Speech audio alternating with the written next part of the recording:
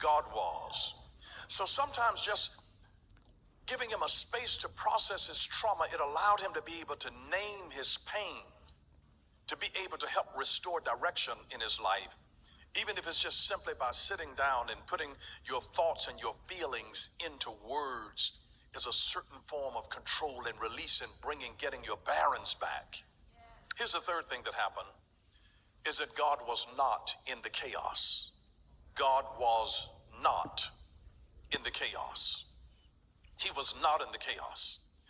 Now, what do we mean by this? Well, he wasn't in the chaos because remember, as he got there at Mount Horeb, God hides him in this rock, and all of a sudden, a whirlwind like a tornado came by. But the Bible says God was not in the wind.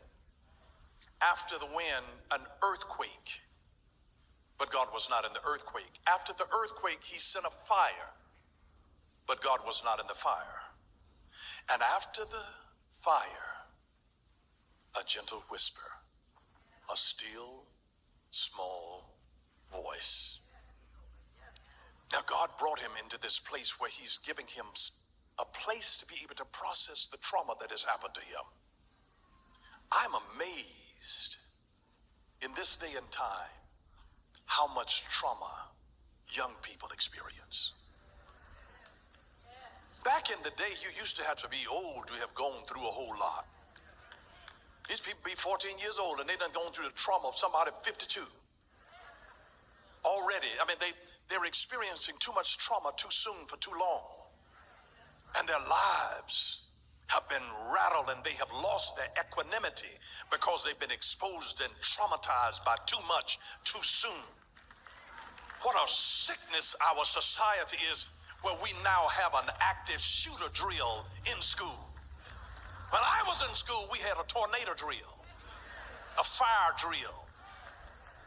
And now they're running up under the desk for an active shooter. Can you understand that level of trauma in the life of an elementary school student and a middle school student, and the trauma of the craziness of sex trafficking, of being kidnapped and swept away?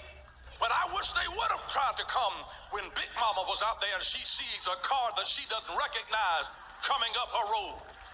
Say, what are you doing around my niece, around my granddaughter? You better get. We had a whole community that was the police force that patrolled the community. You can leave your doors unlocked. If you were a stranger to that community, you better watch your back. So it's amazing the level of trauma, but there was a whirlwind that came and God was not in the whirlwind. And here's the whirlwind. The whirlwind is what God will sometimes use just to blow things away and people away that you didn't have the strength to turn loose. Sometimes he has to let you go through a storm and you don't even realize it, but here all of a sudden whirlwind comes out of somebody's mouth and tears the relationship up, and God was using that and yet he wasn't in it. Because you know what the kind of whirlwind that comes out and the kind of language that comes out, the vulgarity that comes out, you know God's not in that. But yet God can allow that to come to tear away from you what you didn't have the strength to let go. The wind will blow it away. And there are some things that the wind cannot and will not blow away. So God now has to send the earthquake. The earthquake is about dealing with the trauma that is unresolved that happened in the early stages of the person. They are foundational. In the first 7 years of their life, where they were molested, where they were traumatized, where they saw their daddy beating their mama, and now the trauma goes into the child, you're dealing with a foundational issue. That's not going to be fixed with just a simple little conversation to say, come on, baby, tell me what happened over here. You're dealing with adults that are acting out over childhood trauma of somebody that abused them and walked out of their life and left them feeling vulnerable. And you're wondering why they've been acting out in every relationship that they get into, that they keep on ruining, because now they've got some earthquake situations that need to be shaken in their foundation, because the man is saying, hey, I've always been this way. And the woman said, well, you knew I was like this when you met me. You knew I had a whole lot of mouth. That's a foundational issue. And now she's allowed it to become her identity. And now God is saying, I'm getting ready to shake things that have been foundational. This wasn't taught to you, but this was a thing that came in and affected your foundation of your life.